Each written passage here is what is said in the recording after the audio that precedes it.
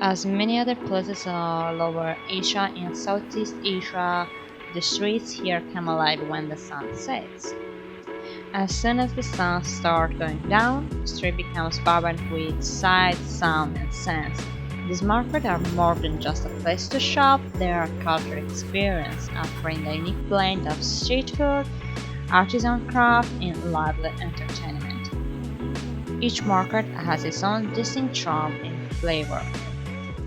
Welcome back on the channel, guys. Today we are in the heart of Kuala Lumpur and we're exploring the legendary Jalan Alor street food tour. Now we are going to dive into all sorts of food here. Located near the crossroad of Bukit Bintang, whether it's during the weekend, week, or whether it's good or bad weather, this night market is always crowded with people and offer a sensory overload. Here you can try several local delicacies while immersing yourself in the lively street life.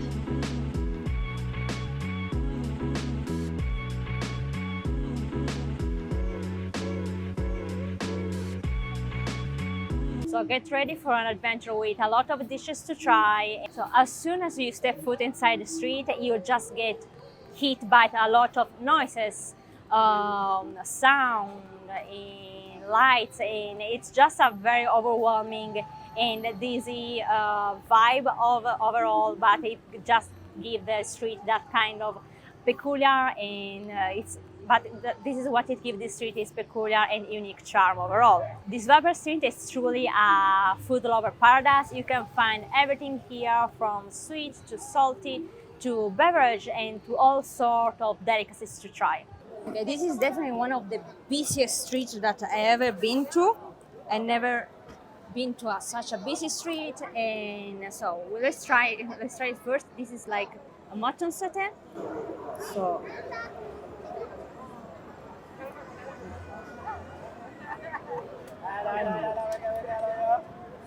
it's really good, and it's like it's glazed with some sweet sauce. So let's try with the sweet that it comes with.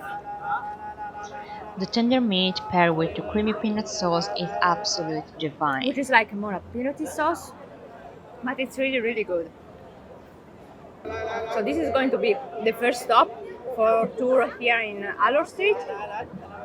And there is one more thing that I took, and then let's see and let's try and eat something else as well. Okay, this is going to be the next dishes that I'm going to try here.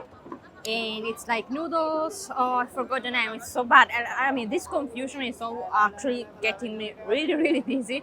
And when there is a lot of choices as well, I get overwhelmed. It's like a sensory overwhelming or something of the sort. Well, the aspect reminded me a lot of pad thai, but I know that it's very different.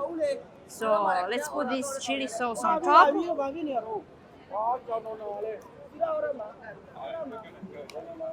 And let's mix everything all together. There's chicken inside, onion, chili,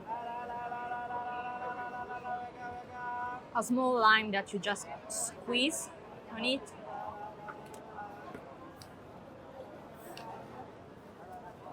And let's just dig in. Let's see how it tastes. But I'm sure that it's going to be really good.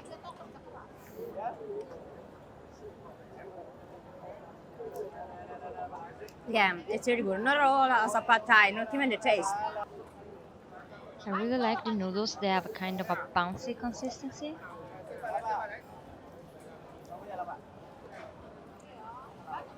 There are scrambled eggs, a bit of lemongrass, chicken, and overall, the taste is really good.